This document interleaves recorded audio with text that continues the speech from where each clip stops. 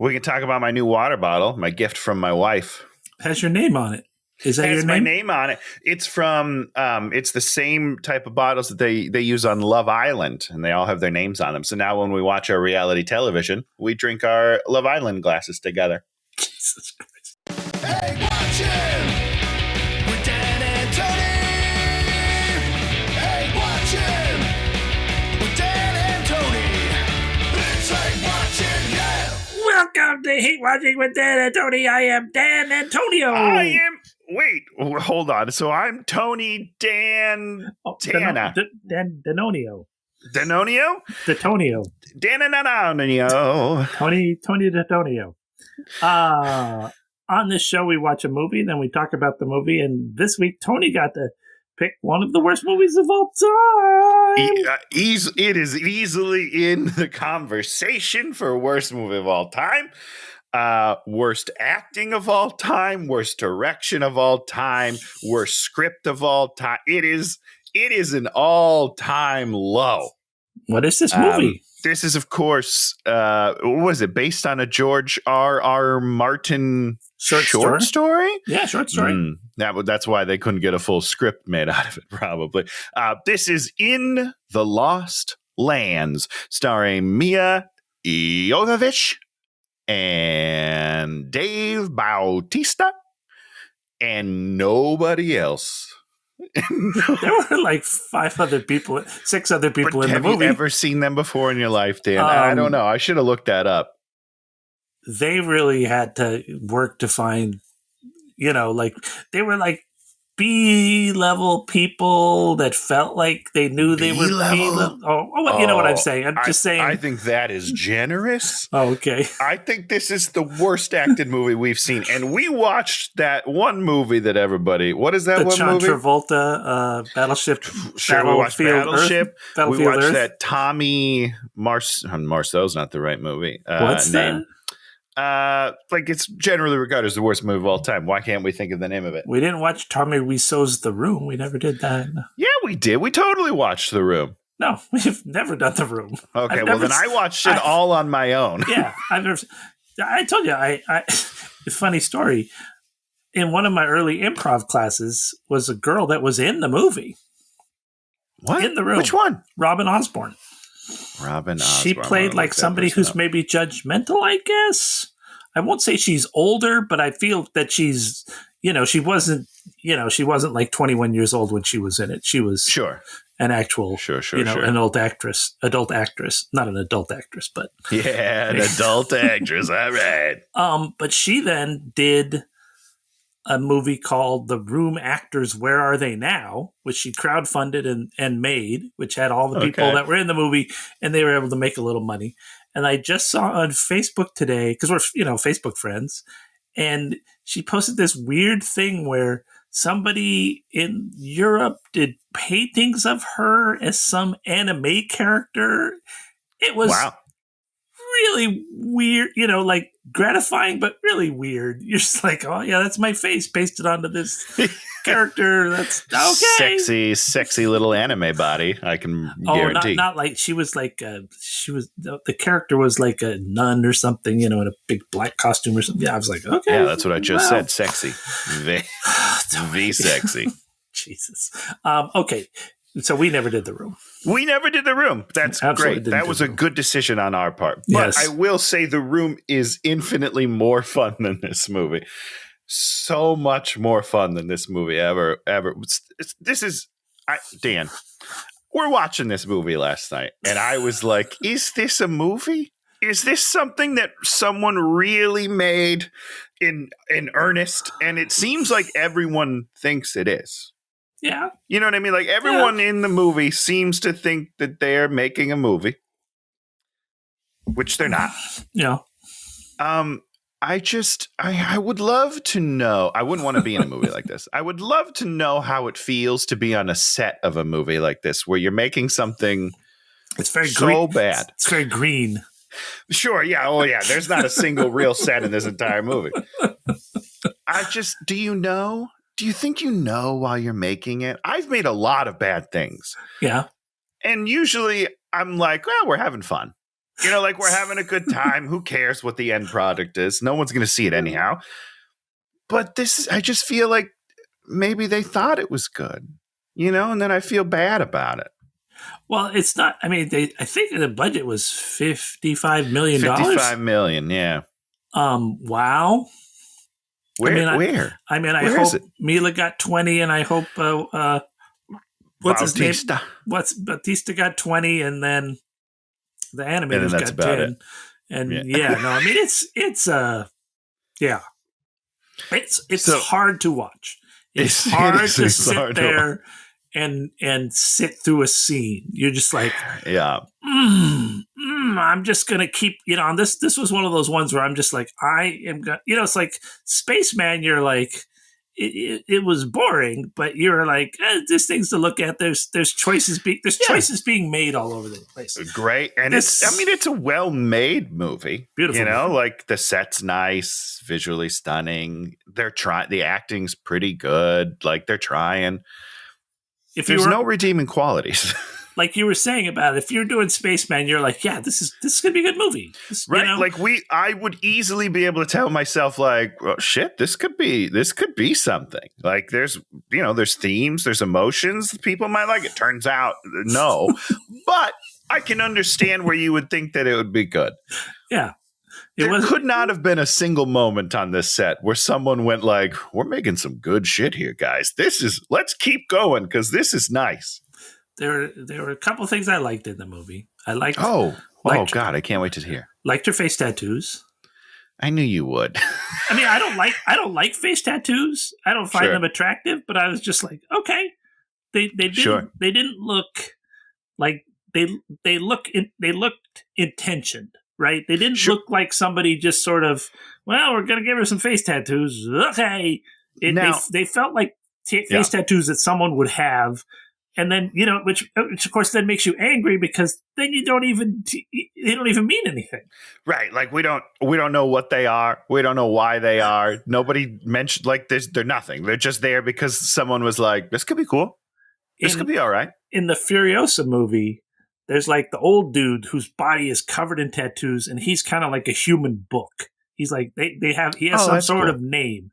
And, you know, he's like, I'm doing a, you know, and he'll like say things on the microphone. And you're like, wow, okay, this is form meets function. It adds something to the movie. Her tattoos, and she had tattoos all over her arms too, which you kind of sort of saw a little bit. And conversmost Bautista also has tattoos all over him. Yeah, and they meant nothing and sort of just looked like marker. Well, no, most of them were his actual tattoos, I think. But there was one on his that seemed to change. It seemed to say "mom" at some point. That's what I'm saying. Like I felt like it was just someone in the mirror, just like drawing something each day and being like, "Let's see if anybody notices." I don't think they will. Yeah, it's I don't know, man. I don't know. Yeah, and there's the big twist reveal at the end, which of course I didn't figure out, but you know, you're like, well, I mean, do you know why you didn't figure it out? Why? Because it's dumb. It's the dumbest thing I've ever seen in my life. What are you talking about? Oh God! I mean, we won't spoil it quite yet because we want spoil it later. Yeah, we want all of you to make it to the end of the podcast. Only 2 hours to go. Hour and 41 minutes, 2025. Paul S. Anderson, Paul Thomas Anderson, Paul W.S. Anderson, MIlla Jovovich's husband. Did the Resident Evil movies, which forgot about that. Used to be, they were fun. I enjoyed all of those movies. They still are fun. I mean, first of all, they're not still making them, I don't think, but there are still things being made in that universe. So that's how you know, like, they didn't totally suck. Yeah. Right? And they never made sense. They never added up to a real universe, but you were just like, Raccoon City, we're walking around, we're shooting stuff. Okay, you know, whatever. Cool. I'm not saying like Oscar-worthy stunts in those movies, right? But the action scenes were fun. They were sometimes interesting, you know, and there's cool things to look at. The action scenes in this movie are horrible. Let me just now that we're too far into this for me to say this, but I just wanted, like, usually I feel like we try to be positive, like we make fun of things, but we also talk about the things we like, and we love movies, and it's all out of love, right? I hate this movie. This movie's really bad. I have no positive things to say about this movie, and I feel a little guilty about it, but today's going to be a dark day, everybody. There's one other thing I liked in this movie. I'm going to tell you. Are you going to save it, or you can tell us right now? When we get to it, and you're going to be like, "Oh, I did like that."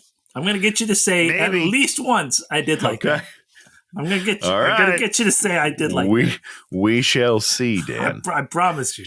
I will. Challenge extended and accepted.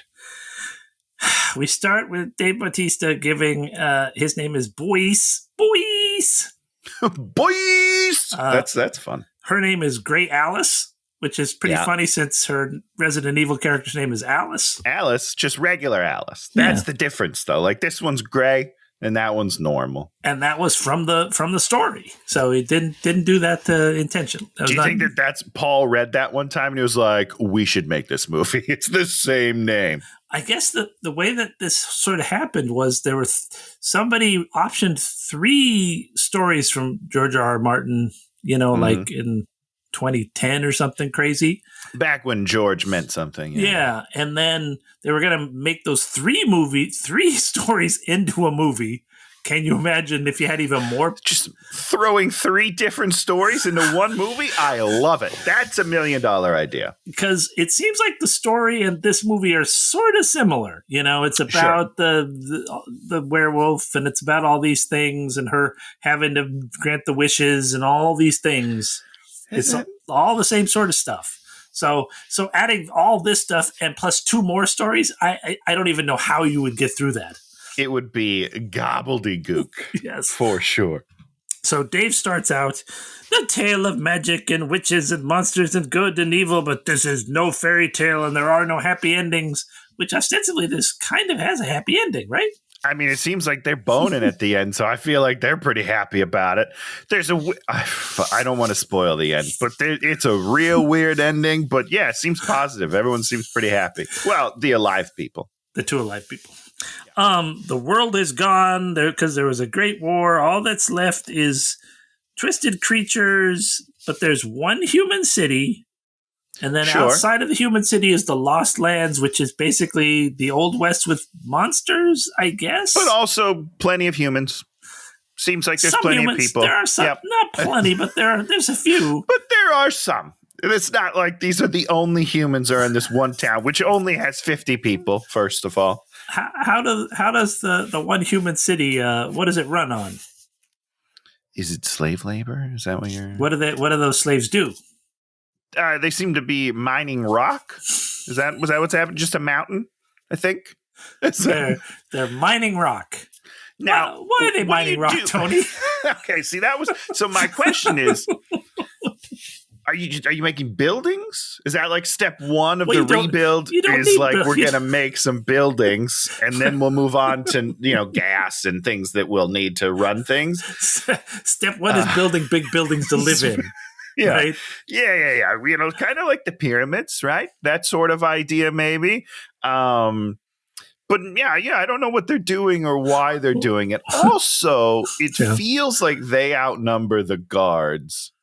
10 to 1, 20 to 1, 20,000 to 1. Yes, sure seems that way. It seems very lopsided. There doesn't seem to be a ton of security because at one point, these guys work in the mines. They just kind of stab one of the guards and he falls and dies and nothing happens. Yeah, nobody's like, "Hey, that guard's down." Nothing happens. So I'm a little confused on why they're doing the work, unless they believe in it. Maybe maybe they believe in the work. It's an honest job. Maybe we're looking at it the wrong way. We're not eating if we don't mine these rocks. I don't. It's a real weird world.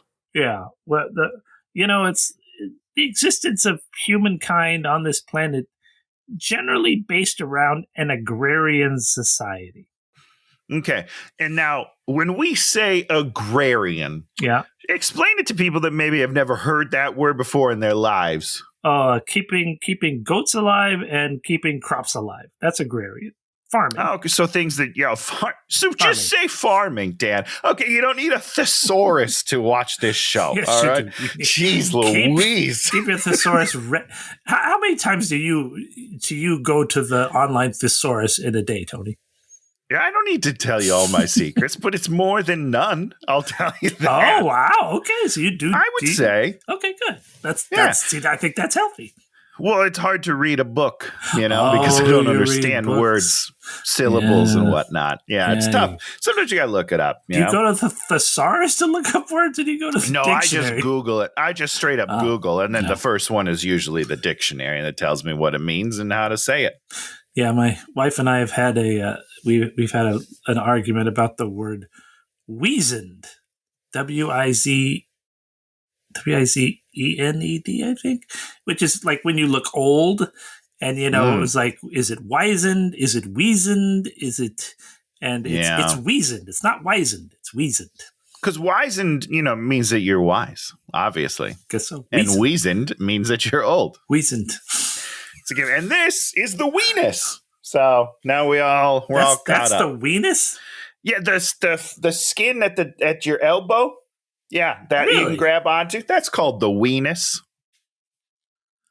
That's not what we called our dog's weenus. Well, that's on you. Okay? Oh, there you go. Using the words wrong. Okay, so I just want to, and coming back to these rocks now. Let's equate it to Minecraft, which people seem to like. Yes, you mine rocks, but generally to get to better things. I'm mining the rocks to get to some gold, to some silver, to some gems, something that's better than the rocks. I don't think that that's what they're doing.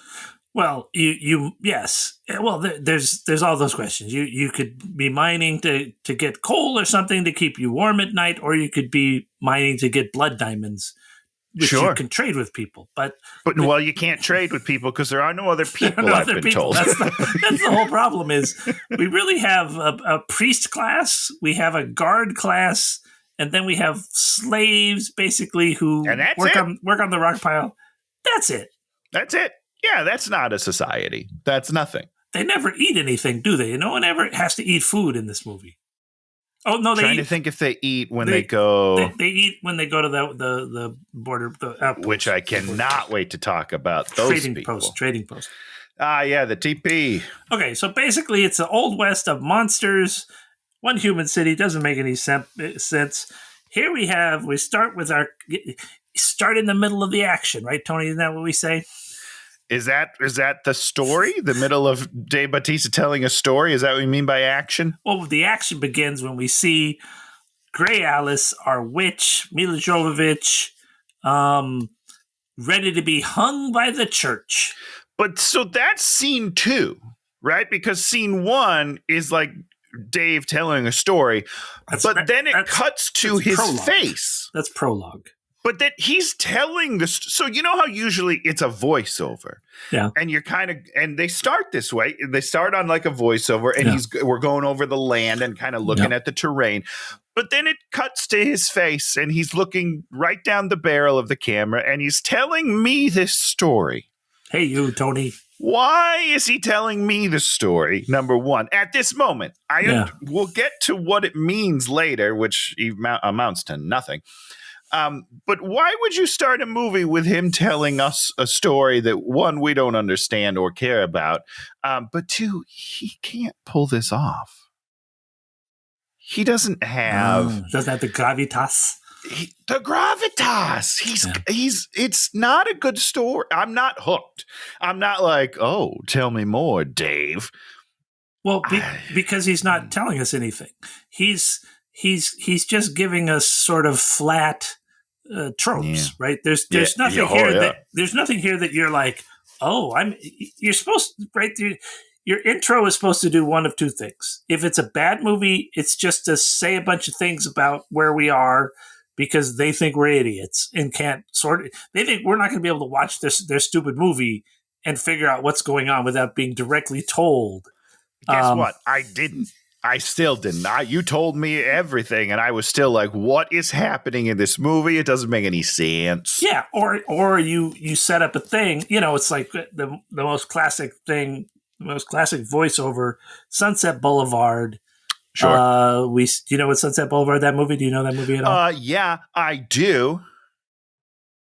So what is the setup at the beginning of the movie? I have absolutely no idea. I've never seen the movie. Basically, we set up William Holden's character. He's like, blah, blah, blah, whatever he talks about. And then we see him lying face down in the pool dead. So he's setting up. Great. There you go. This is where we're going. This is where we're going to end up, me being dead. And he says something. It's great. Billy Wilder, it's great dialogue. And you're like, okay, we're in it now. You're now, in the midst for of anyone who's wondering, this movie is from like the 50s. Yeah. So if you're watching this on YouTube, you probably don't know what that is either. But maybe watch it. Maybe give it a shot. Dan seems to like it. One of the greatest movies of all time. Wow, goading it. Okay, but that's a setup. That's a true setup where you're prolonging something and you're saying this is what you're getting into. I'm going to be dead by the end of this movie. And but instead, what he's saying is, hey, I'm going to tell you a story about why I'm standing here telling you this story is essentially what he's doing. And I don't care. Don't care at all. Because this world's not confusing. It's kind of damaging to itself by saying there's only one human city. Then I sit here going like, well, now I'm confused because what does that mean? Right. That tells how's that work? Yep, that's exactly right. Like, and then we see that society, and it's like, well, this doesn't even function. So I don't understand one bit of it. It doesn't make any sense. When as opposed to Solar Babies. God, that was a good movie, right? Didn't they set up in Solar Babies that like the world is like this, but all the orphan kids are sent to this one place, and that's why we're like. Well, okay, we sort of set up this weird world and sort of an explanation as to why, because it doesn't make sense that there's a lot of 17-year-old kids roller skating. So many. There's so many of them. When the Solar Babies intro is making more sense than your movie that's made 30 years later, that's a problem. You've made huge mistakes in your life. when you're downgrade from Solar Babies. Yeah, it's bad.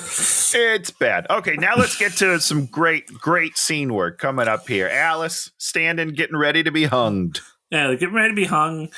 We have the bad lady, the bad priest lady. I don't know.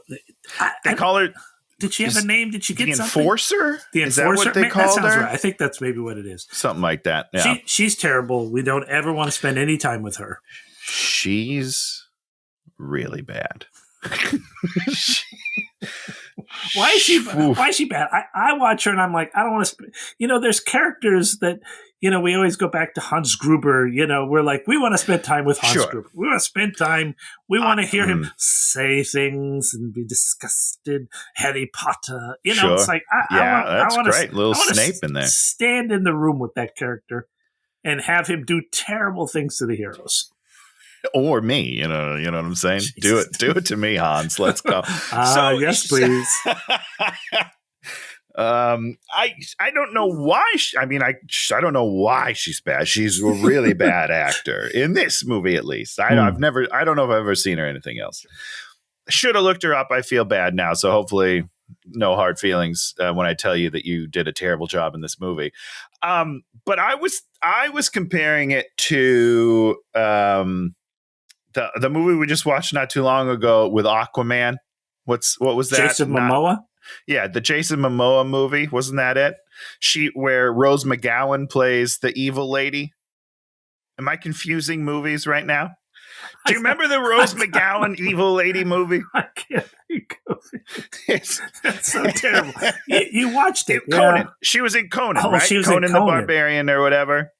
Oh, yeah. Yeah. Right? She's the bad person in Conan. And that's what I was comparing this character to the whole time. Oh, yeah. She plays she was great, though. She's wonderful. And the reason why she's wonderful is she leans into the campiness of it a little bit and like plays like I'm evil and creepy, and she gives it 120%. Yep, She is laying it all on the floor for a movie that does not deserve it. No. No. And this lady is like giving 30% to a movie that she's the right reaction to a bad movie, right? She's like, I'll say the lines, I'll change my level of how forceful I am at saying it, but I'm not going to act. You know, like I'm not going to be a creepy woman. I'm just going to say loud things when I need to. Yeah. Prime example, this first scene, she like starts her speech by telling everyone to stop the work, which is a ridiculous thing. Did you not remember this? She's yelling out the mountain for everyone. She goes, stop the work, stop the work. And then everyone stops mining their rocks and looks at her. And it's ridiculous. And then she gives a little speech about why they're hanging the witch. And it's all just lines that I'm pretty sure she's reading off a prompter. I'm sorry, lady. It's bad. Like, it's all flat. There's no emotion. She doesn't care about this witch at all. Not really. But she should. It should be a personal vendetta. Like, this is the ultimate bad guy. She's just so bad. I just was shocked every time she was on screen. It blew my mind. And then before she's even hung, they all wander off except one guy. They all walk away. Everybody pay attention. We're going to hang this person. Go back to work. We're leaving. Good job, everybody. She's gonna fall off the platform and then she'll die. But we're not hanging around for that. What the fuck? It is inexplicable why they all leave. There are 5 guards and her or something, and they all walk away, but one dude. One dude stays there. It's bizarre. It doesn't. She would want to see this character. Would want to see. She would want to look at this witch as she's writhing and dying, because that's what brings her satisfaction. You know what I mean? Not this lady. She's like, okay, I gave my speech. Deuces. Good luck. I hope you die. She doesn't. Spoiler alert. She doesn't die. I hope you die. Not like I'm going to enjoy watching you die. I hope you get around to die. How long do you think it takes to hang? A minute? 2 minutes? Oh, I don't know the answer to that, but it takes because it takes some time, but not in a real old Westy execution. You fall through the platform and it breaks your neck, which kills you. Right. Right. That's what you're hoping. But if it doesn't, you do strangle. If you're falling if you're just going to be, if you're not falling, you're just strung up. Yeah, you're going to strangle. It's going to be gruesome. Eyes are going to pop out, I think. And it's going to be unpleasant. All right. I'm probably on a list somewhere. I can't Google the fact of how long it takes to die by hanging.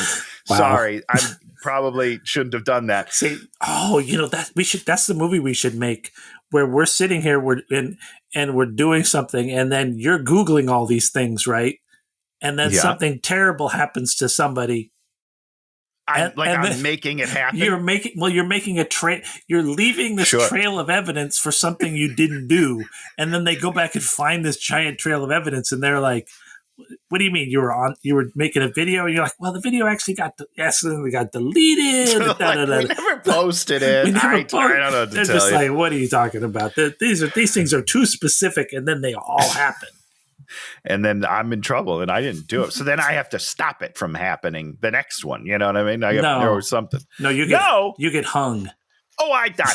Okay, do you save the day then, Dan? Because that's some bullshit there. That was my secret trap. Then I deleted the video. So you're the perpetrator? Yeah, I get away with it. You're using me? You know why? Son of a bitch. Because I wanted to see how long it takes for you to hang. I finally got my answer. There's your answer. Now die, Tony. Oh, boy. That's some dark stuff there, Dan. I like it. I'm on board. All I was saying is it doesn't take that long. She can't be that busy that she can't stay an extra couple minutes to watch the hanging to completion. So they all wander off.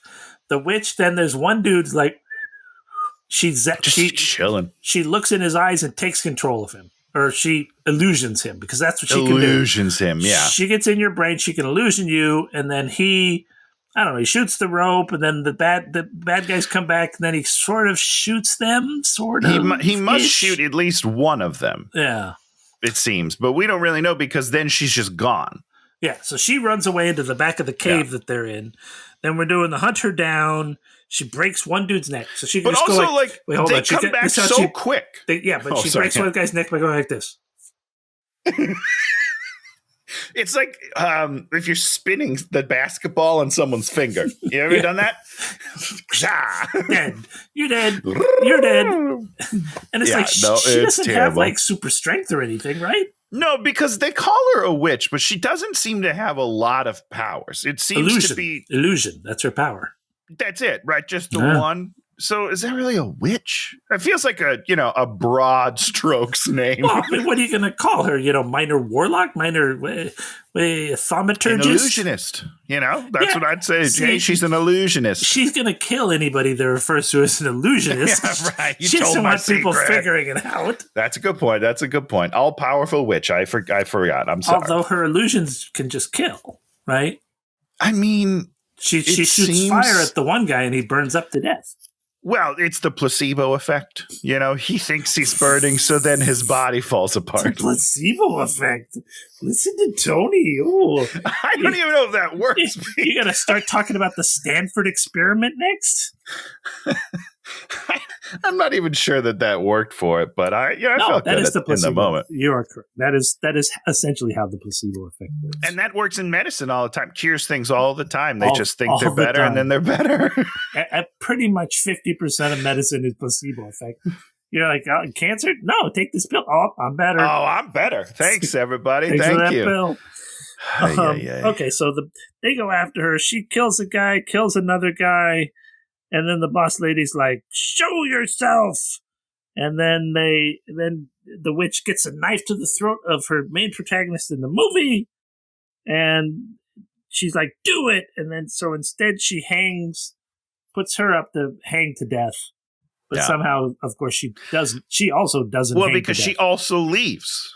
Because everyone who does the hanging just pieces out before anyone hangs. It's a strange idea. You should listen. Not that I'm condoning hanging people. Yeah. Let me be clear. But if you're going to do it, just stay. Just finish the job. All right? You never know. So she has basically killed like 5 guards and then put the one lady into hanging. And then she goes back and walks through essentially all the slaves, thousands of slaves, right in front of everybody. She doesn't go out the back. She walks back out to the front. Yeah, badass. Through everyone. Who's guarding them now? So were those 5 people guarding her? Guarding them all those now? were all of the guards. Those were all the people stationed on the rocks. They're done. They have no more guards left. And also they start chanting, what is it? The witch who can't be hanged or something like that? Is that her nickname for the rest of the movie? Sure. I don't know. The witch that will not hang. That's what they chant. And then it keeps coming back later. That'll be important later because I'm going to bring it up. So remember that her nickname is the witch that will not hang. Just put a pin in that. So she won't go to the bar with you and, chill?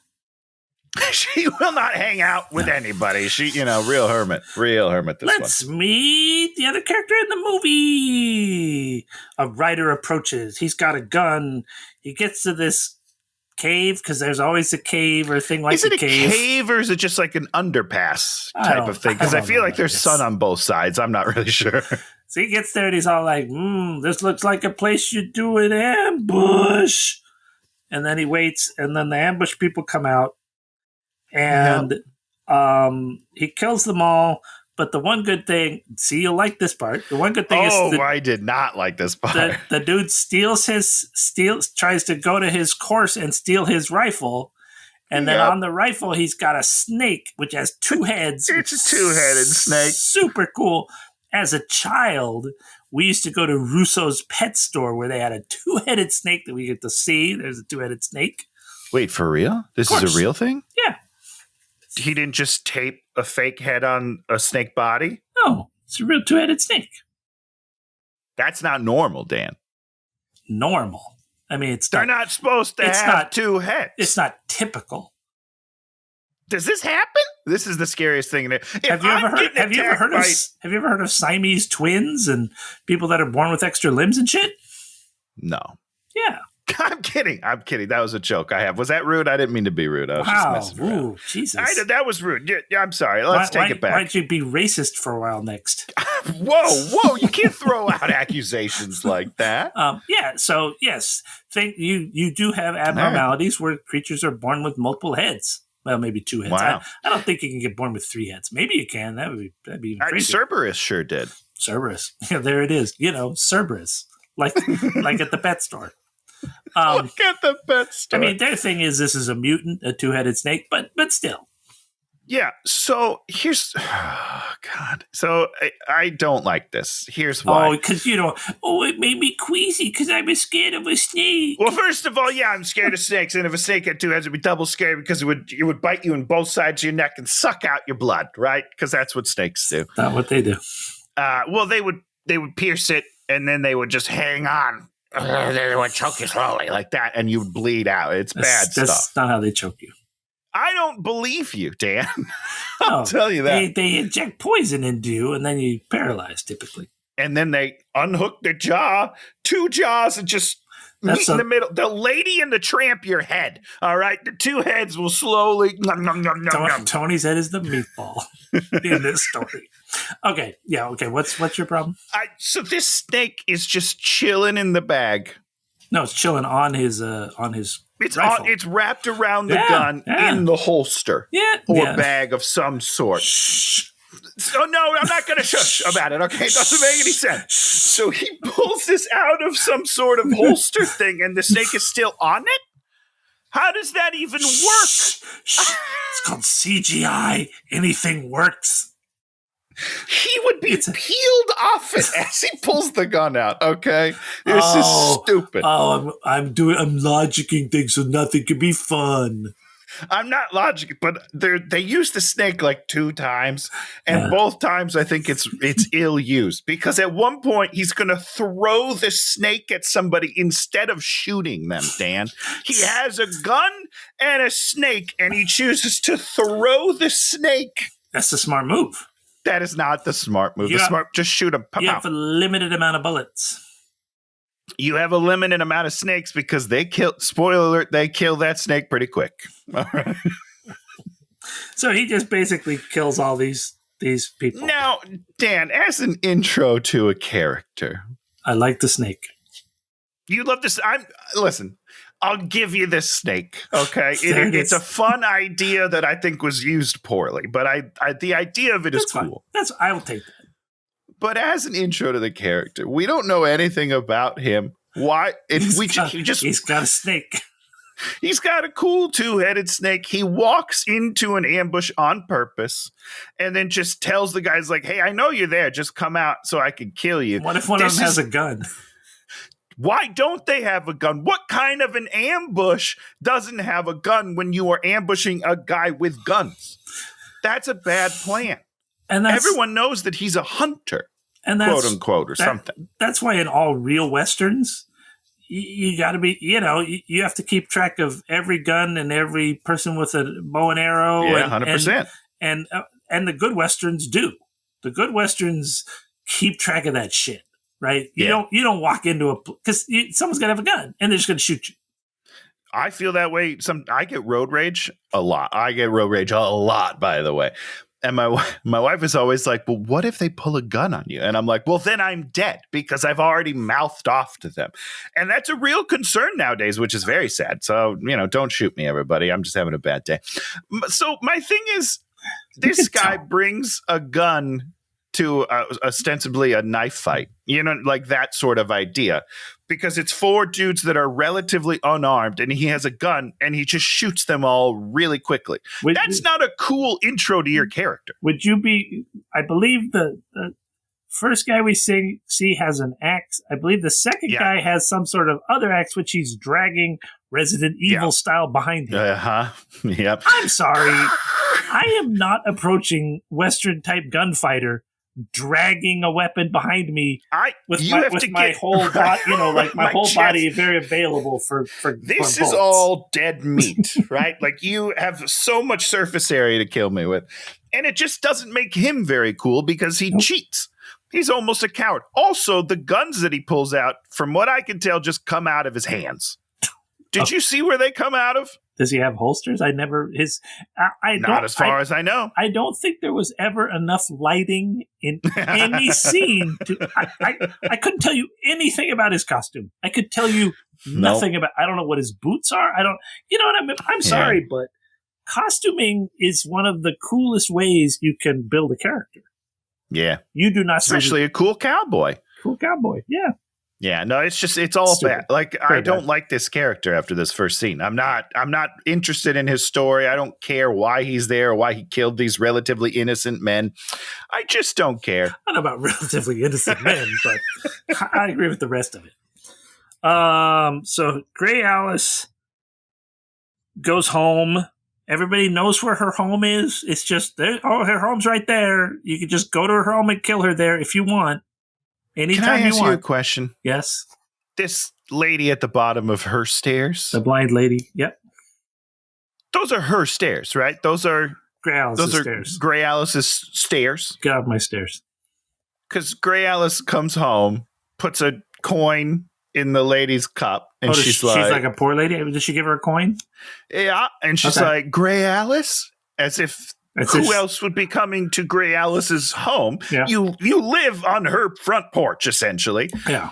And then there's a weird conversation where Alice goes, did you hear me from my footsteps? And the old lady's like, no, from your kindness. You gave me a door. You are on her personal property. Who's going to come give you free shit? If you need to beg for change, don't sit on someone's front porch. Go to a street corner with lots of people. You got to increase your chances of getting money, people. Jesus. This lady's terrible Wow. at her job. You've completely turned on this movie, haven't you? You're like, every character must be punished for their life choices in this movie. I'm sorry. This is the worst written movie I think I've ever seen in my life. Nothing about it makes sense. Nothing is done correctly. Why would she be sitting at her house and then she's surprised that she knows who she is? So here comes the queen and the captain of the Overwatch, who are the queen's guards. And the queen wants to be able to turn into a wolf. She wants to become a werewolf. And Gray Alice has to accept every wish that everyone has, which doesn't make a lot of sense, because if she was walking through hundreds of thousands of slaves and they all knew this, they would all say, I want to be free. I want to be free. I want to be free. She gives them their freedom. So, Eventually. your theory wrong. She doesn't, there's not a timeline on it, Dan. She just has to, so here's my thing. What's your thing, Tony? She says that she can't say no to anyone and she has to grant their wish. Yeah. But that's not really the rule.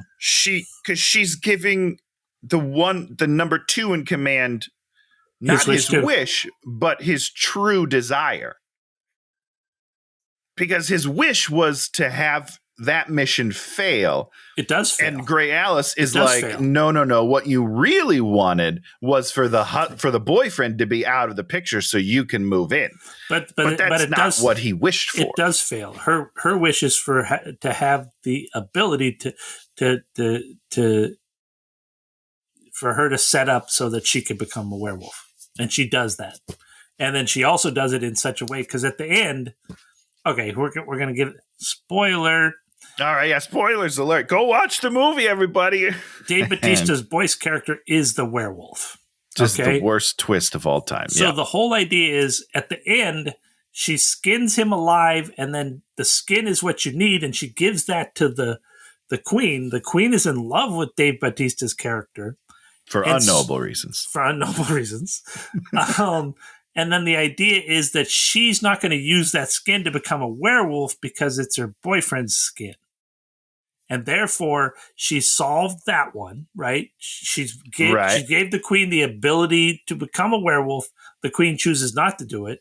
She screwed it up for the queen by doing it in this very specific way. So the captain of the Overwatch gets his wish, which is to not have the queen become a werewolf. And that's what it is. But that's not what Gray Alice tells the man. Oh, well, I don't care what she tells him. I'm just talking about the twist, because I guess in the book this is the twist, I think, in the story. It probably makes more sense in the book. Yeah, because it's written out, and she explains how she not screwed everybody over, but at least you've written down the wish in the book, right, in very specific words, and therefore when you twist the wish around at the end, you can be like, well, though your words were these exact words, and they're in the book, so I can go back and go, oh yeah, that's exactly what he said. Yeah, that's true. That's true. But in this movie, everything is so muddled that you don't get it. I mean, you kind of get it, but you're also kind of like, does this really make sense? I'm not totally convinced. So the queen pays for getting the werewolf skin with a little bag of money. Yeah, just teeny little bag of possibly silver, because that's what she sticks inside the werewolf, I think. The Overwatch guy gives her this weird watch, which just a stopwatch. Yep. Is the thing that in the movie that I truly didn't understand, because I don't know what's with this watch. They act like it means something and it doesn't mean anything. It does mean something because Dave Bautista's like, I've never seen anything like this. So he's just, he likes it. It's the last watch in the world? It might be the last watch in the entire universe. There it is, last watch in the world. Okay, so that's what the captain wants. And she's like, okay, I'm doing it. She then has this big vision of the werewolf killing a bunch of people who are trying to kill the werewolf for God only knows what reason. Again, unknowable reasons. Doesn't make any sense. Because here's the thing, like, they're attacking the werewolf. I'm on the werewolf side. He's just trying to survive at that point. There are 12 men surrounding him trying to kill him, and he defends himself. Yeah. So far, werewolf doesn't seem like a bad guy. Yeah. I don't know. Maybe I'm partial to werewolves. And what they don't show us is that she knows it's Dave Bautista at this point. So she's right from the beginning of the movie. Her character knows that Dave Bautista is the werewolf. Which we kind of already know, right? What do you mean? So here's I saw the twist coming. You did see it. When did you realize that Dave Bautista was the werewolf? Pretty much immediately in their conversation. I will tell you, when we get to them meeting, I'll tell you when it happened. Really? Okay, good. That's interesting. But why does she have a premonition? If she's an illusionist. She also has premonition. She's an illusionist. But only one time. She's a witch. She has one premonition in the whole movie. Because that solves all of her issues. So she only does that every once in a while. She's like, I'll do it once a week and I'll plan out my week. I'm sure at the beginning, before the movie started, she probably had a premonition, they're going to come and grab me. But they're all going to leave before I'm actually home. so I can let them grab me. To escape. Yeah. Boy. Know, man. So dumb. All right, continue. The queen goes and sees the overlord, who I thought was her old dad, but it's not. And she elder abuses him, which I was like, we don't get a lot of movies where we get some like clear elder abuse in fantasy. We don't get that much. Am I supposed to hate her? Because I do. Yeah, she's horrible. Yeah. She's horrible. Why is everybody horrible? Because it's the Lost Lands. Yeah, but I feel like somebody should be. I should root for somebody because there are people that survive and I don't like them. The captain of the Overwatch, he wants what he wants, but he's not especially terrible. Sure, yeah, he just likes the girl. He's just into the lady. You can't really fault him for that, you know? Gralis goes. Oh, and then the queen. Then we see the queen smooching on Dave Bautista, and then he's like, which is weird. And I guess he impregnated her 9 months ago, or some amount of time ago. Well, she's not ready to pop. He'll party with anyone. Right. Yeah, for sure. It seems this guy doesn't. Yeah, he has no allegiances to women. He's a traveler, traveling man. And then as he's leaving, he kills a couple guards on the stairs randomly. Right. Now that's confusing, right? Because why does he need to do that? What is the purpose of that? Just to show that he's badass, and if you get too close to him, he's going to kill you. Does that make you badass? Just killing men doing their job? I mean, I don't know. It's weird. They're just standing there. They don't even really attack him. I'm going to tell you what the problem with all of this is. Okay. We've set up in the way that we watch everything is that if you're the powerful person in your place of power, you have power. Yes. And this movie, just every time you're in some place of power, they're just like, nah, they don't really have any power there. Nobody cares. No, there's no power there. It's like, he just kills these guards. You're like, this queen is standing there. The queen's like, she should be like, let him go. He's my piece. Or sneak him out. Like there's probably a way for him to sneak out of a window, Rapunzel style. Yeah. I don't know. He doesn't need to just walk down the hallway and kill people. First of all, they already short guards. They don't have a lot of guards to go around. So they need to keep as many as they can. All right? You watch the old like Thief of Baghdad kind of movies, where you have like the Errol Flynn playing the Thief of Baghdad. And when he goes like to the harem to, like get a little something, something, he like does parkour. He parkours there, and you're just like, I want to be this guy, right? I don't want to be Dave Bautista. I don't want to be him. I'm just like, for sure this not. guy is not interesting to me. No, he's a bad guy to his core. Yeah, you want to make characters that you're like, oh, if I was cool, I'd be that cool. Good stuff. Yeah. For sure. This is basically the second scene that we've seen Bautista in, and he is in both scenes killed relatively innocent men. That's kind of his thing. Okay, so she goes to the bar to meet Dave Bautista, Grails. What do they do, Tony? What do they do? Do they have a shot? What do they do? They do something. What do you do in a bar in the Old West? You drink. What else do you do? There's three things you do in a bar in the Old West. You drink. You do hookers. So that's number 2. What's number 3? What's the third one? What am I missing? Come on. Piano bar. No. Bang, bang, bang, bang. Someone does piano bar. You don't do piano bar. You don't do it. Okay. I got nothing. What's the third thing? Gambling. No. Okay. I almost forgot that this happened. She approaches him and she's like, hey, what's up? And he's like, no, I'm just here to play some cards. And then they cut to a wide shot. He's alone at the table, Dan. He's playing, but he's shuffling cards alone at a table. He's not there to gamble. He's there to play solitaire. Okay. No one wants to play cards with this guy. There's a bar full of people. Nobody's at the table with him. He's not gambling. And what do they do? They do it. She takes her draw. She's all like, no cards. And doesn't even look at her hand, right? No, if I'm not mistaken. Rich. Because she premonized it. I used to watch poker on the television. Oh, heck yeah, World absolutely. Series of Poker. Super entertaining, super interesting. And then you see this kind of bogus poker where it's like both, it's like Full House, other Full House, which is even better. You're just like, oh, come on. And he's like shocked, as if like he had something to do with the card. I don't know, man. And then that was enough for him to be like, wow, I guess I'll go into business with you because you beat me at a random game of chance. I don't know. So she's all like, I need somebody to take me out into the Lost Lands. He's like, I'm a guy, but I'm expensive. She's like, well, I'll give you your own money back, and I'll give you this watch that someone gave me. And he literally says, I've never seen something like that before. And he's very excited about it. So he takes the watch and the job. Now, this is the part where it gets fun. Ready? Yeah, ready. What happened? When she tells him the plan? I got to go kill a shapeshifter. He's like, I know one. His name is... That's it. You know one? So either one of two things is happening here, Dan. He's either talking about himself, I know one shapeshifter, or there is one shapeshifter because he's the Lost Lands guy.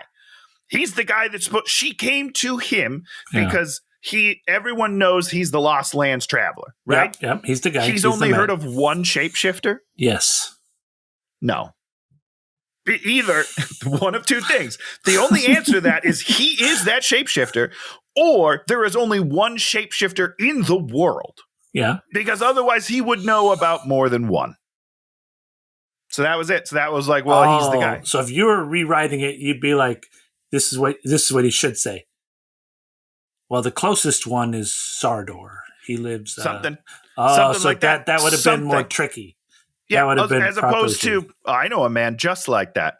I know him real well. I know him real good. Not me, but a friend of mine definitely fits the bill. So weird. It's such a weird line.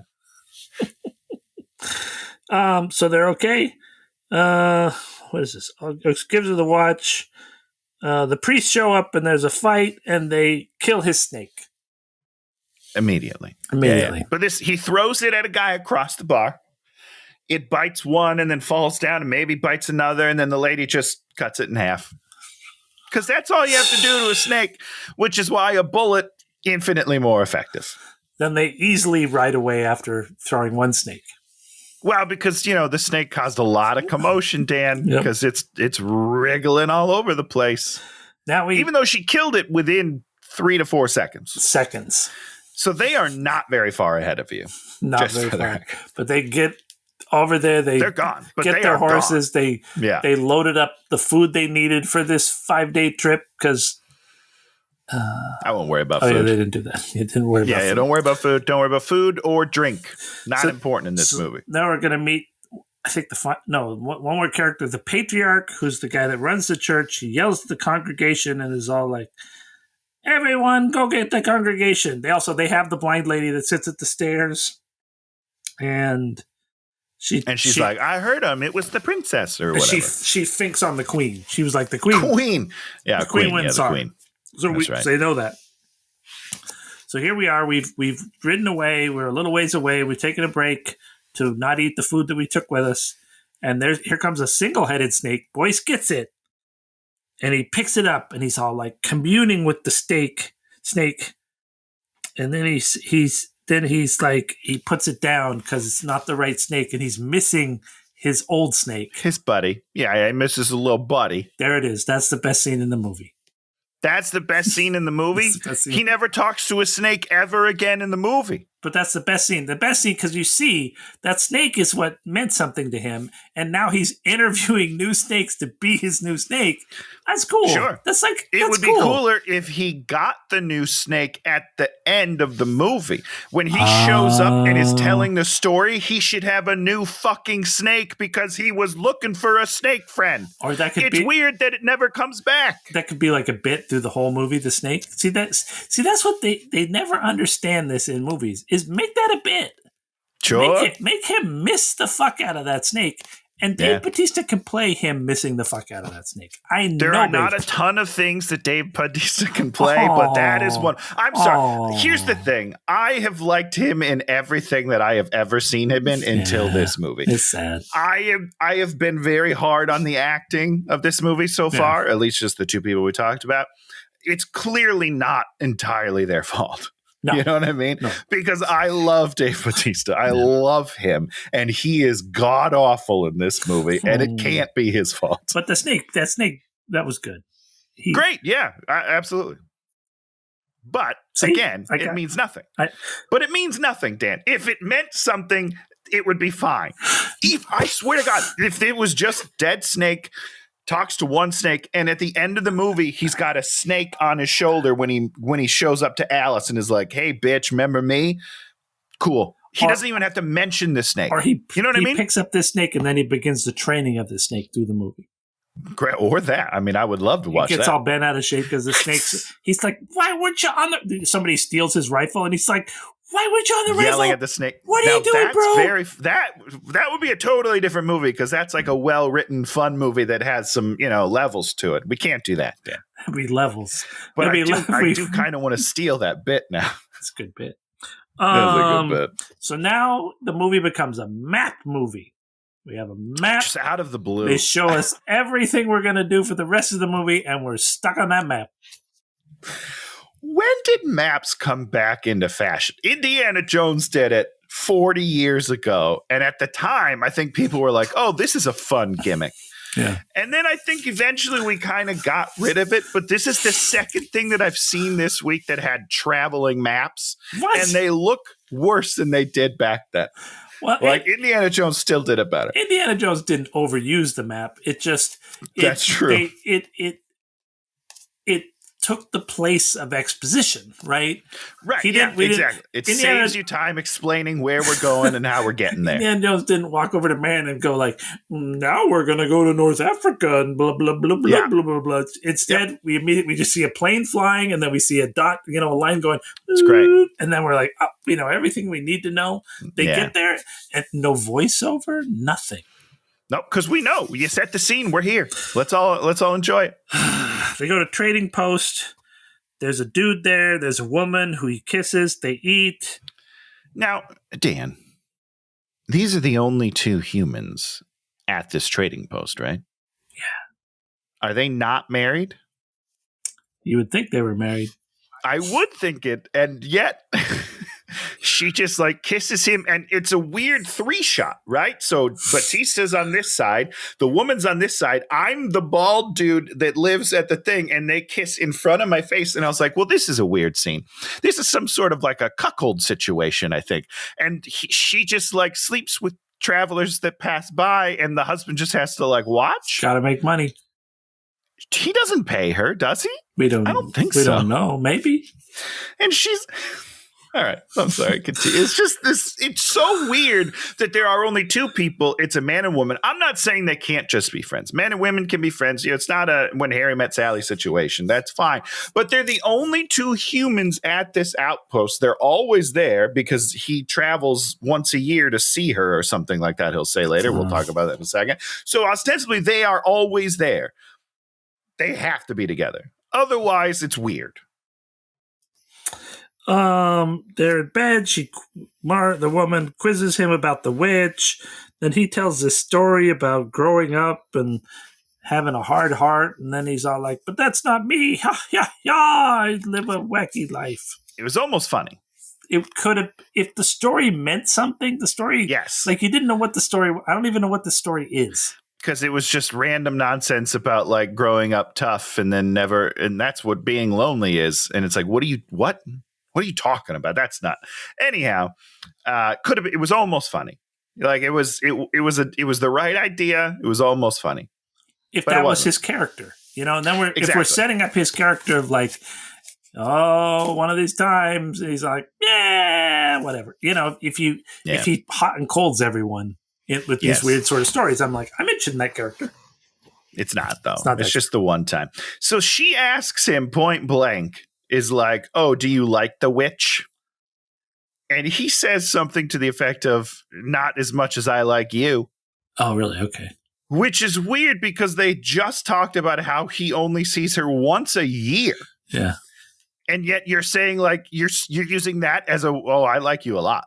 I see you once a year, babe. I mean, come on. What more do you want from me? I'm a man. I can't be hassled to come more than once a month, even though I clearly like you a lot. I'm pretty much in love with you. And he almost cries when she dies. And he sees her once a year? He does almost cry. Doesn't really make any sense. Why is he sleeping with the queen? I don't understand that. Oh, he's sleeping with everybody. He doesn't care about anybody. It's all weird. The evil train, the bad guys are on a train, so they're tracking them on a train. They go to trading post, they torture the dude, and they burn it down. Whatever. It don't matter. Back to them, they get to the rift, which is the location of the safe crossing. They're looking for this guy, Cyrus. The cable car is this bus. Super weird. They go in the lost and found. He's dead. They go back outside. Here's all the priests, people there.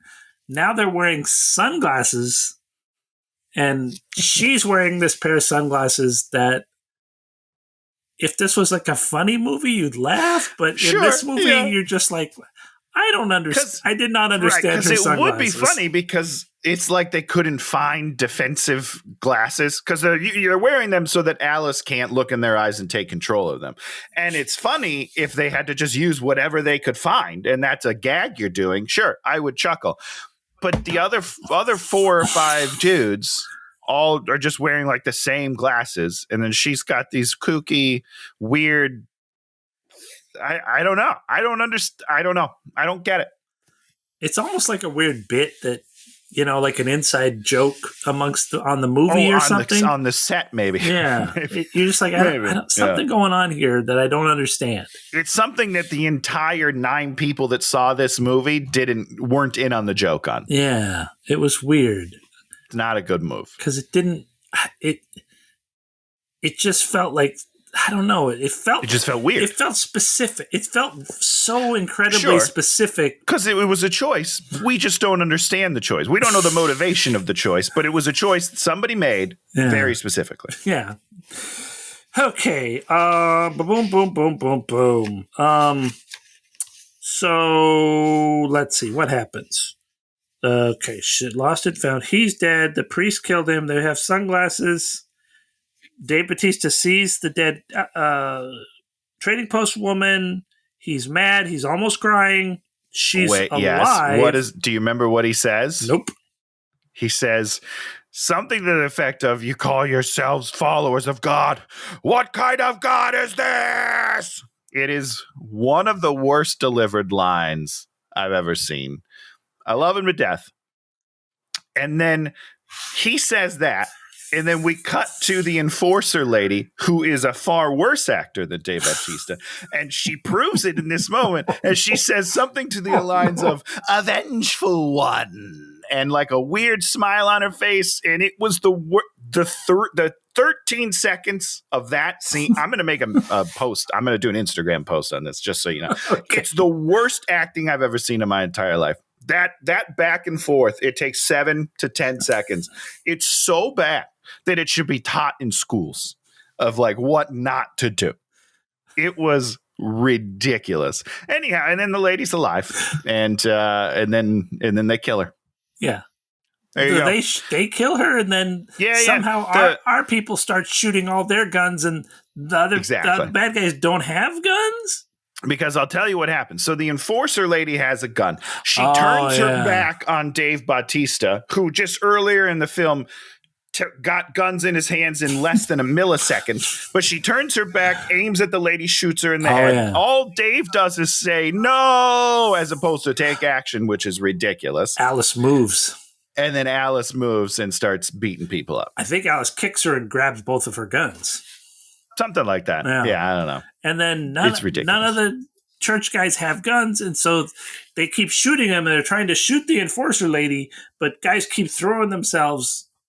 Are you sure it's not the same guy? No, it's jumping back it might be the same actor. I don't know, but this is so weird. It's such a weirdly shot scene. It's just like a single shot of the enforcer, right? But then alternately from left to right, there's a guy that jumps in front, bullet, jumps in front, bullet, jumps in front, bullet. It is the weirdest thing I've ever seen.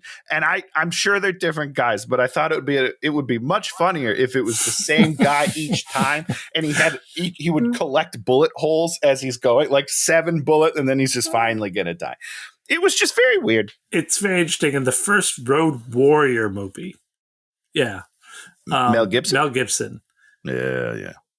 They only had so much money and so many vehicles, so I believe they would keep reusing the same dudes and some of the same vehicles, even though they'd been killed or dealt with. And, as a kid, you were like, okay. And then you're like, whatever. No, I don't care. This movie's too good to worry about that kind of shit. You're right about that. I love those movies. We're going to finish this scene in 1 second, but we have to stop for a second because the enforcer lady on the train has the sexy shirtless guy who shovels the coal on the train. Yeah. And it's the same guy from Rebel Moon that doesn't wear a shirt. Wait, you're kidding? It's the same actor? Same actor. Good for him, It's just not the that same physique. actor. It just looks the same. Oh, come on. Yeah, no, I mean, it's the same scene. It's the same character. You're just like the same person. Yeah. Well, listen, you got to have a sexy shirtless guy shoveling coal. Who else is going to do it? So, I mean, you don't want this guy topless shoveling coal, all sweaty and hairy. That would be disgusting. No one would like that movie. So they get on the thing and they start going across. 1,000 of the priests are on there. So it'd be interesting to count how many bad priests they throw off of this thing, because it's like 15. Sure. It's a lot. Way too many. So they're throwing them off, and then finally the bad guys are all like, well, maybe we should shoot the cables. They shoot one of the cables, then they shoot the other cable, and then this bus goes, crashes into the thing. They both survive that without... Yeah, because it's fine. They're fine. I think it's because the wheels hit. The wheels hit. Cushions the blow. Those old wheels. Magical wheels. And then she's all like, climb! And then they start climbing. Hold on. He lands on his feet, by the way.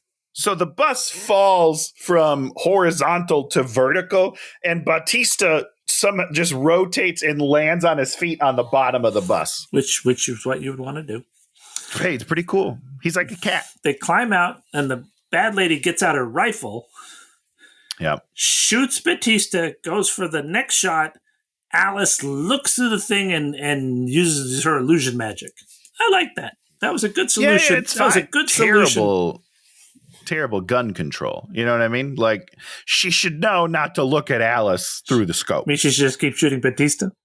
You need just start low. Just be like, the one thing I can't do is look at Alice through the scope. So I'm going to start low and make my way up. But she just looks directly. Oh, it's Alice. I'm dead. Listen to the Tony the Hunter. Listen, I've been hunting a couple times in my life, and I have cried. Okay, they cut the cable. She shoots Boyce. She gets witched. Then she gets witched. They nurse Alice. Oh, he pulls the bullet out, and then Alice sort of nurses him back to health. And Boyce is like, "Why do you do this?" Oh, no, she's like, "Boyce, why do you do this?" And he's like, "I like the wind. I like the shadows. When you look up into the clouds, you see shapes, and those shapes mean something." And she's all like, "Yep." Yeah, she says, "I see him." And he's like, I knew it. I knew you'd see it. You and I, we're alike. Do you see things in the clouds, Tony? Sure, all the time. Do you? Really? Yeah, like birds and lightning and things. No. Do you like shapes in the clouds. Yeah. We used to do that as a game. You know, you'd be like, try to make things. You don't actually look up the clouds like, holy shit, that's that. But you're like, well, I think it could be that. You know what I mean? Yeah. It's a different vibe than what they're going for. I can't do that. You want to do it? We can lay down in a meadow somewhere. Nope. We can talk about it and look at clouds all day. I'm too reality, you know? I'm too reality for the clouds. The queen is pregnant. It's Boyce's baby. She smothers the overlord to death with a pillow. Right, yeah, after she tells the king about she tells him Boyce. that. By the way, somebody else put a baby in me. Now I'm going to kill you. Now you're dead. That's a really mean thing to do. Just kill. He doesn't need to know that. Just kill him. They get to Shadowbane. Oh, they had horses, and then they actually put the line in there. We're going to take this thing across, and then there's plenty of horses on the other side. Fresh horses, I believe, is the word he says, which is, Who, great. Huh? How's this is expensive. He said someone had horses on the other side. Yeah, but I mean, a horse is a huge expense. Not in this one. There are no expenses, as far as I can tell. Did you see a single person buy anything other than Bautista's, or when they give wishes? That's the only thing that costs money in the whole movie so far. The train's going to go around. They go, and they're going to be in this cooling tower. Oh, this is Shadow's Bane. They're in the cooling tower. They're going to need fire. Of course, there's barrels and barrels of oil. So many barrels. Just laying around. It's so weird. He's like,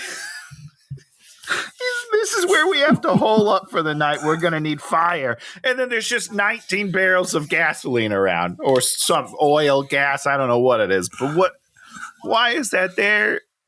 Why? What's happening, Dan? Explain this to me. It gets to be night. The cooling tower lights up with lights for some reason. Didn't understand that at all. And it's intentional. It's not like, oh, it's lit up. Sequentially, it goes up. We cut outside the tower to watch it light up. I have no idea why we're doing this. I have no idea. Who is paying that power bill?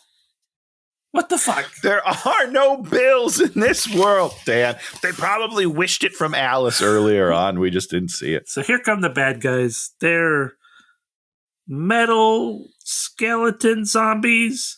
And I said to myself as I sit here watching this movie, I'm like, yeah, you're missing the plant zombies in the gorge right now, aren't you, Tony? You idiot. Well, here's the difference. What's the right? difference, Tony? The plant monsters were a totally stupid thing in a relatively good movie. And a movie that I was enjoying until I saw the stupid plant monsters. This is a terrible movie that would have been made so much better by cool plant monsters. You know what I mean? And it would have made more sense for the fire. That would make more sense. Because guess what? Fire doesn't even kill these guys, from what I could tell. Doesn't do anything. It's just mind tricks. Then so they're not doing well. The king of the things shows up, jumps down from the top, choking Alice out, and then Alice witches him. And then she shoots fire out of her hands. Fire, fire, fire, fire. It kills him with that fire. And then we find out later that she had to use a lot of her power, magic power, to illusion all this. And the fire was just an illusion. But if you believe the illusion, then you die from the fire. Which doesn't make sense. Yeah, because here's the thing. He believed it, so he died. Sure, he believed it to the point where his body crumbled. You can't wish your body to crumble. That doesn't make any sense. They show his skull slowly cave in from being burnt to a crisp. That's not how illusion works, okay? Doesn't make any sense. Number 2, I got a couple things I got to say about this scene. Number 2, they shoot giant barrels of gasoline and they explode. They like explosions up into the sky. We cut away and show how big these explosions are. They are 3 to 4 feet away from these explosions, and they are fine. These people don't get hurt by these explosions at all. There's a couple of them. That doesn't make any sense, Dan. See, the reason Tony's having a problem with this because when he goes to when he goes to the beach and they do a marshmallow fire, Tony's like, "Oh, the fire's too warm. I'm afraid of the fire." So everyone sits in a ring around it, and I have to push my chair further away and reach as far as I can to get my marshmallow in the fire because it is too hot for me to handle. They could not handle that heat. The thing, I hate it when like one side of my face is like sweating and the other side's cold because it's towards the ocean. I hate fire. I hate fire, but I love cooking things in fire. You know what I mean? The hot dogs on the beach are good too. S'mores. There's a lot of good stuff that comes from fire, but I hate fire itself.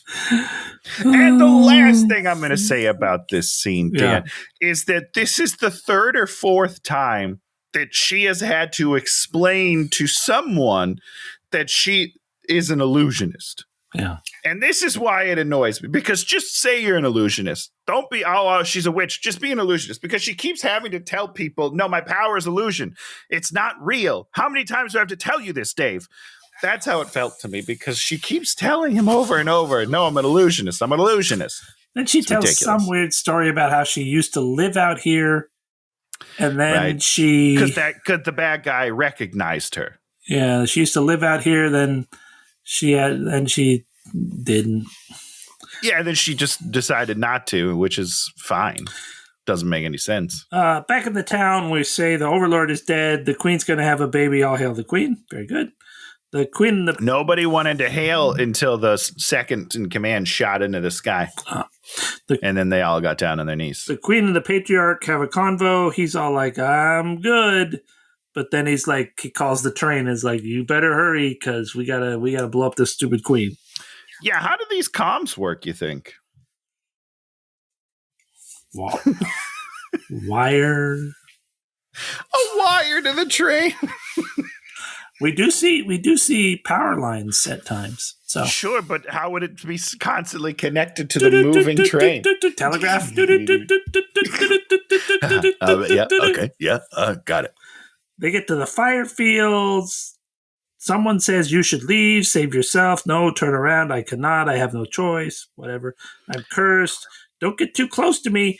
And now Bautista is saying that to Alice, by the way. He's saying you should turn back now because he's about to try to kill her. Now they're all huggy.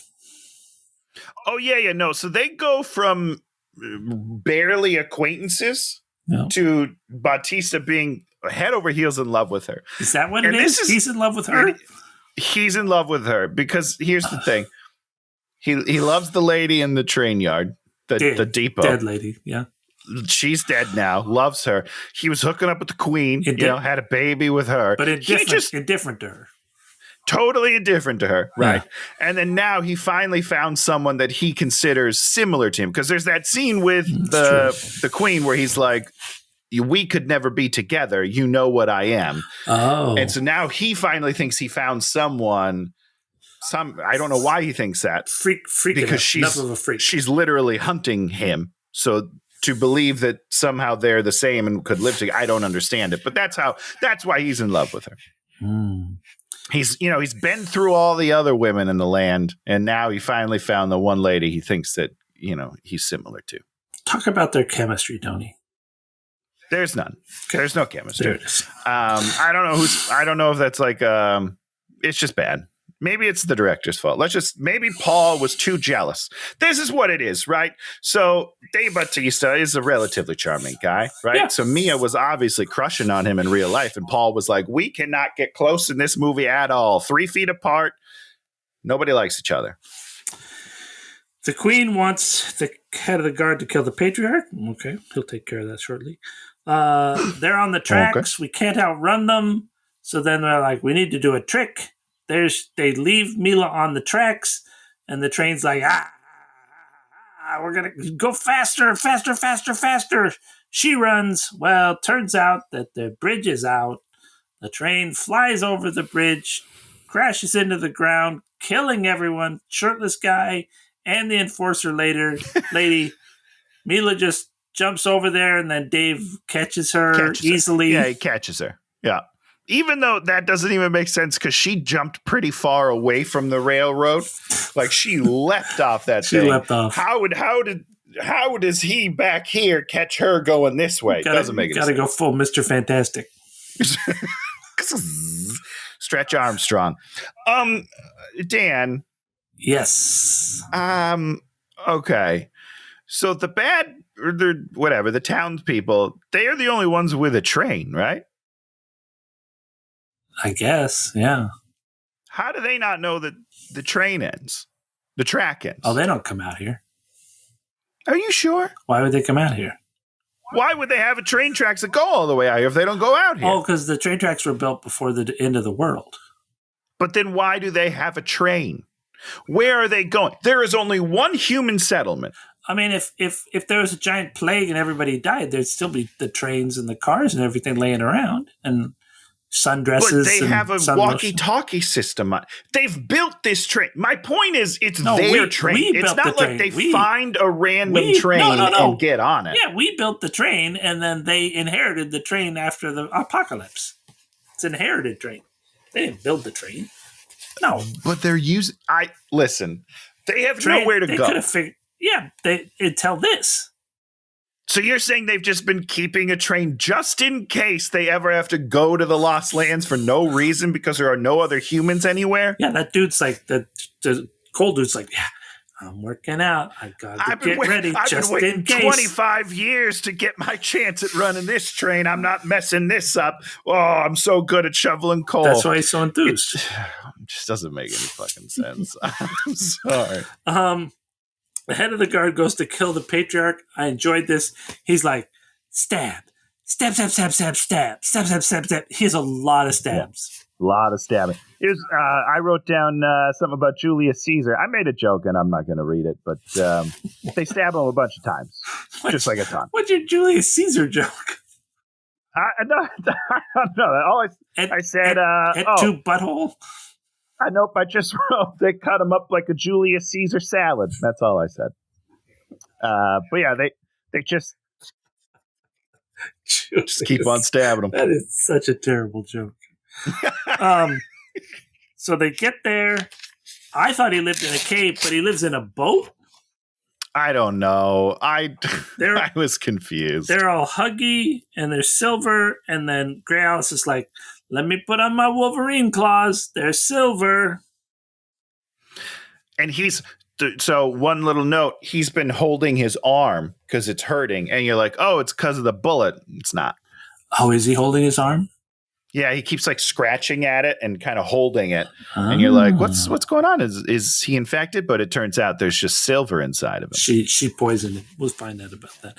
Rainstorm, full moon. He's the wolf. I'm like, oh, I see. That makes sense. I was oblivious. Does it make sense though? Why is he leading her there to kill her? Let me rephrase why that makes sense. Oh, okay, sure. Because this is ostensibly a third act-ish. It's really too late to introduce a new character. Okay, yeah, that's why it makes sense. You're like, oh, okay, sure, yeah, okay. It's too late that I don't want to meet this Sardar person. Yeah, she already knows, and then she gets like angry at him. Yep, she's like, you lied to me. You brought me here to kill me. How dare you? It's like, but you knew. And then he's all like, I tried to warn you. And she's all like, I'm mad at you. And then, which is true, though. He did. He kept telling her, hey, go away. And she's like, no, don't worry. I already know what's happening. And then she's mad about it. Typical. You know what I mean? Oh, women. Oh, yeah, women. Us poor men. Us poor victim men that are always getting victimized. they were planning on murdering her. Oh, how dare she? Now we have... It's just, It's such a weird scene. Her getting mad is weird. Her being weird. I was just like, what is pompous happening? about it and being like, I already knew, I outsmarted you. Great. Yeah. That makes perfect sense. But her being like emotionally hurt by it is super confusing. It was super weird. Now we have my favorite scene in the movie, which is to say the thing I'm like, what is happening? She throws the watch at him and just bounces off of him. I'm like, wow. But we follow it. We follow the watch. It means something to someone, Dan. I don't know what it is, but it's a huge deal in this movie.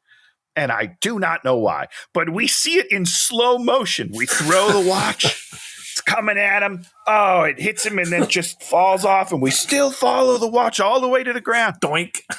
I don't know why. I don't know what's going on. It's so weird. It must be in the story. The watch must be in the story. It must mean better something. be. If the watch was made up just for the movie, I will lose my mind. And then she either throws illusionary ravens at him or she becomes an illusionary raven, giant raven. No, Dan, no. She's an illusionist. It's an illusion bird, okay? But is it a bunch of them or is it just one big one? I think it's just one big one. I think it was just one big swooper. Oh, okay. I don't know. Then she guts him and he falls down and she ties him up. Then she nurses him back to health. And then she's all like, we're the same. We're two of a kind. We are two of a kind. But not really. Not really.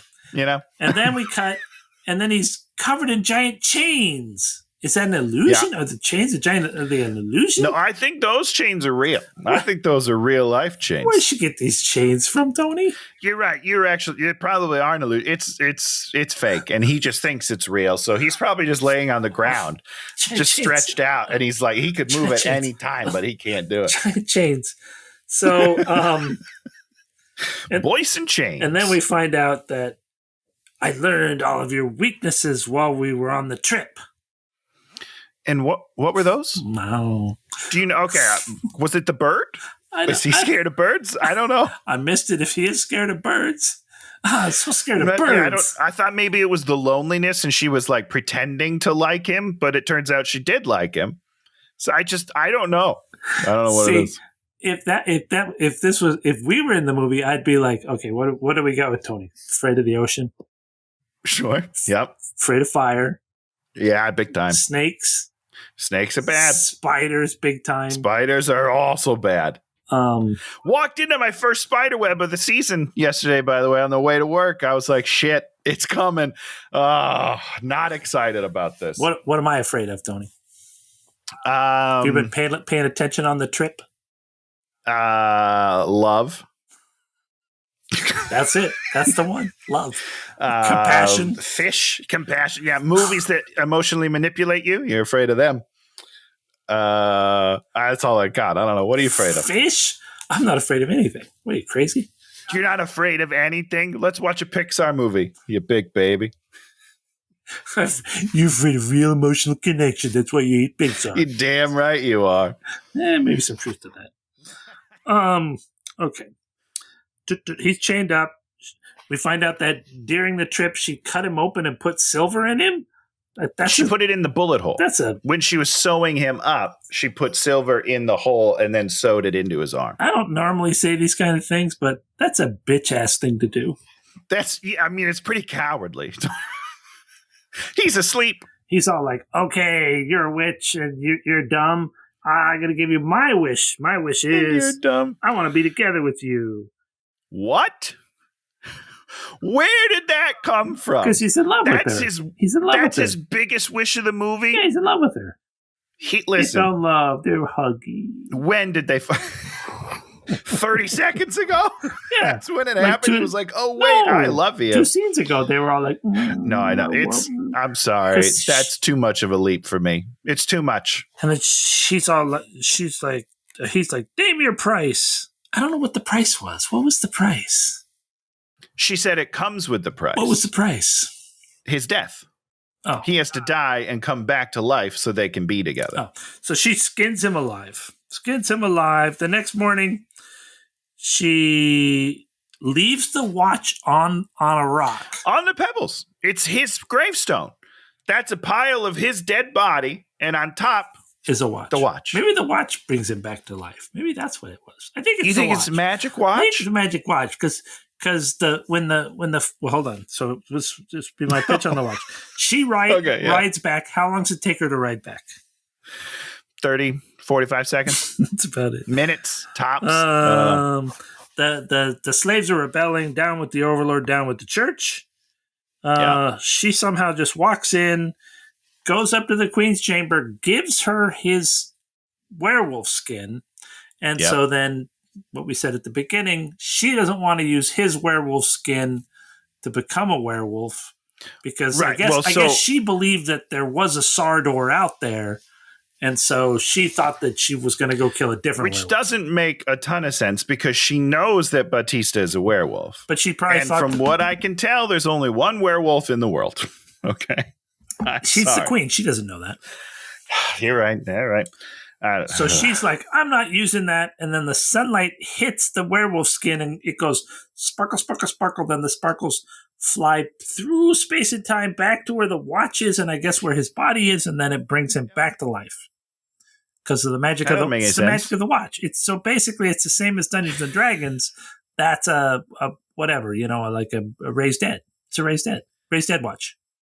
No, raised dead watch. I don't think so. And here's why I don't think raised dead watch.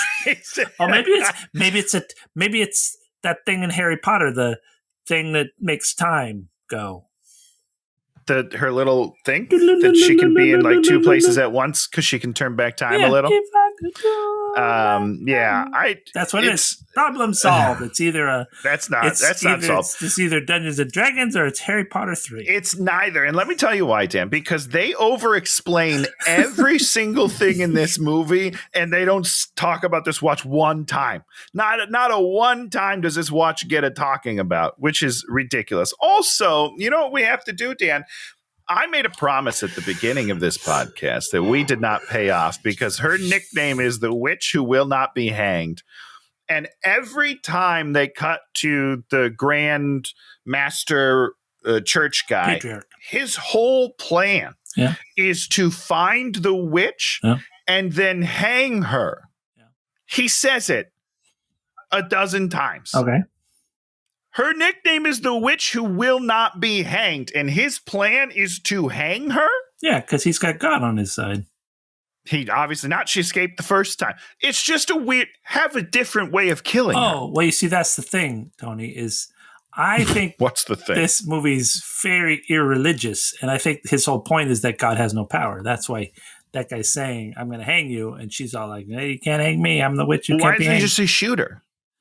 Oh, because she can't be hanged. Because he's got to prove that his God is more powerful than her witchy powers.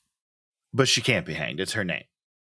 Hang the witch who will not be hanged. Yeah, see, I don't believe. If you ask like a God person who believes in God, they're going to be like, my God can do whatever. Your magic, no good here. And this guy, I think Paul W.S. Anderson believes that church people just talking out their butts and that the real magic is true. That's what I think.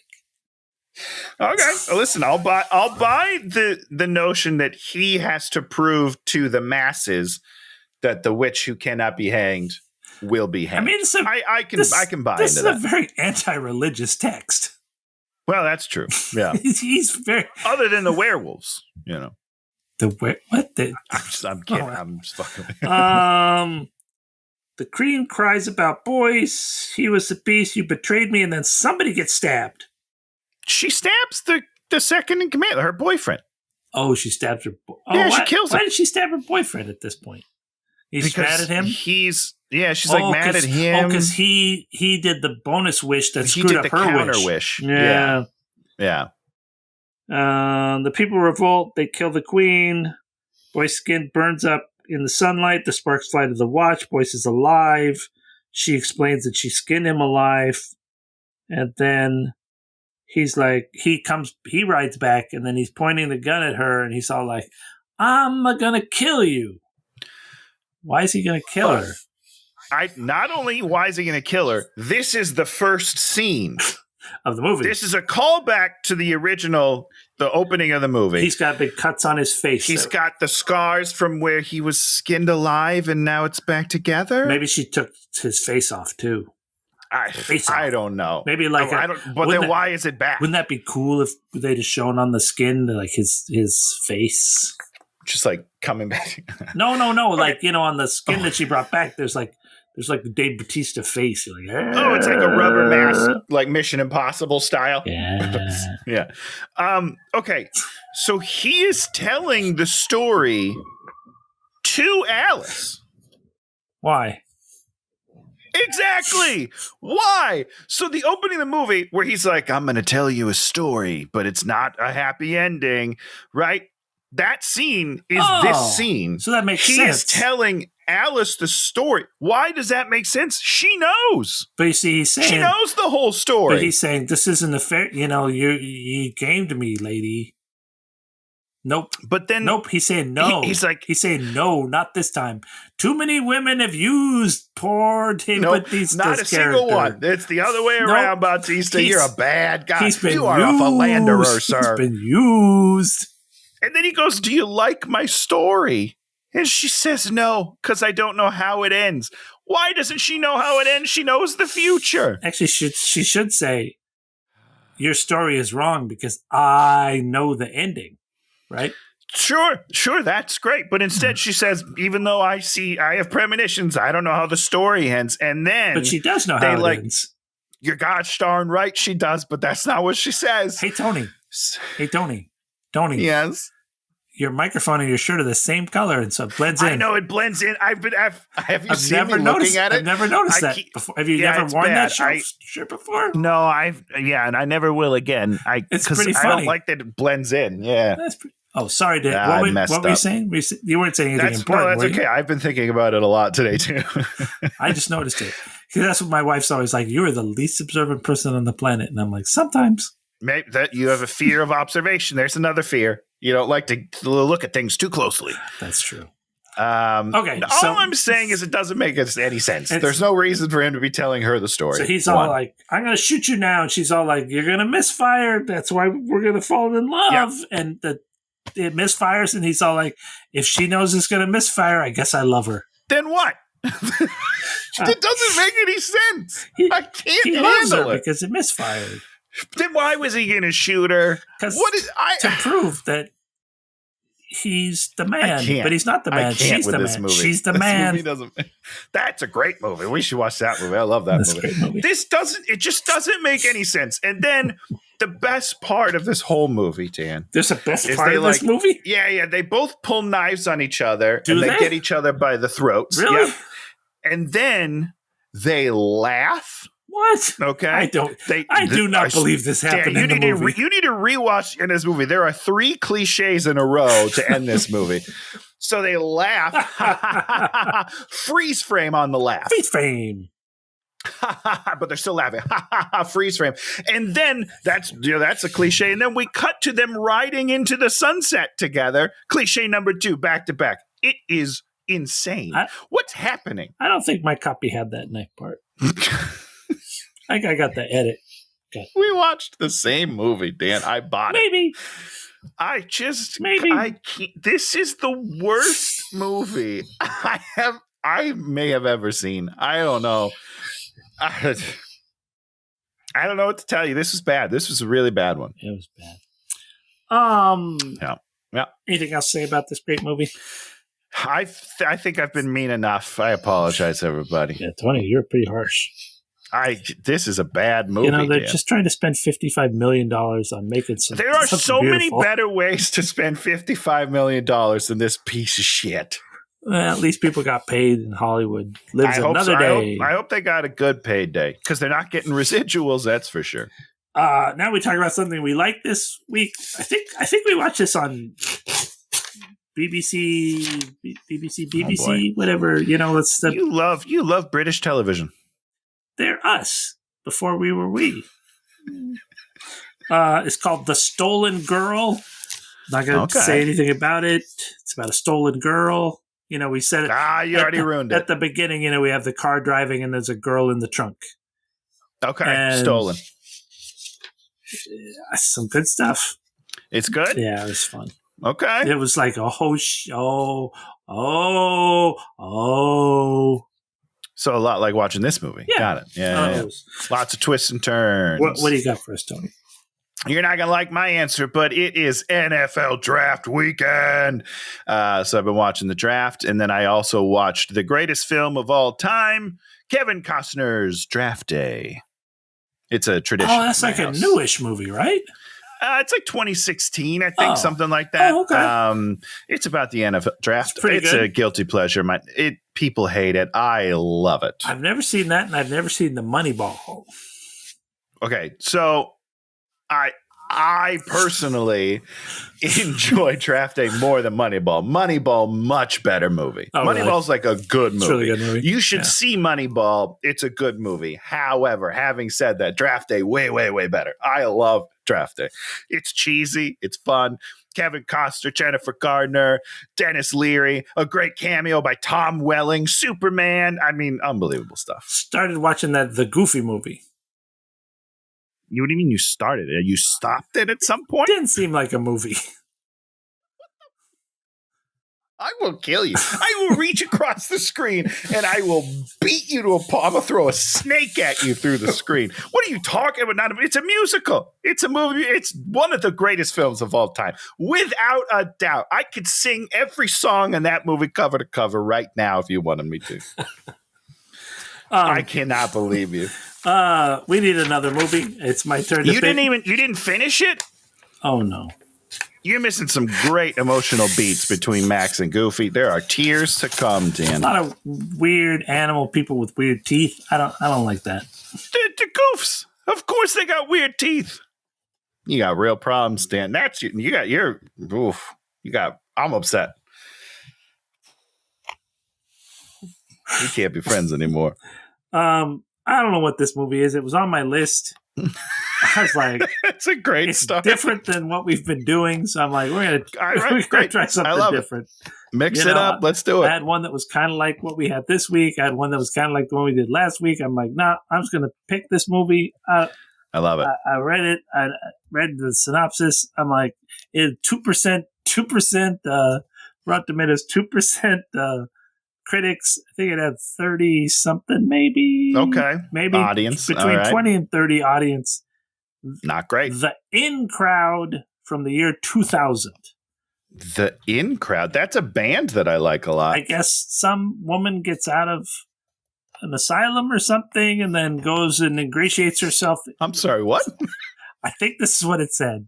She gets out of a psychiatric hospital and ingratiates herself into some rich community and then makes their lives. I'm reading it right now. That's pretty much what it says. It looks like a horror, like a horror thriller, whatever movie. Great. So I'm like, that's going to be different than what we've been doing.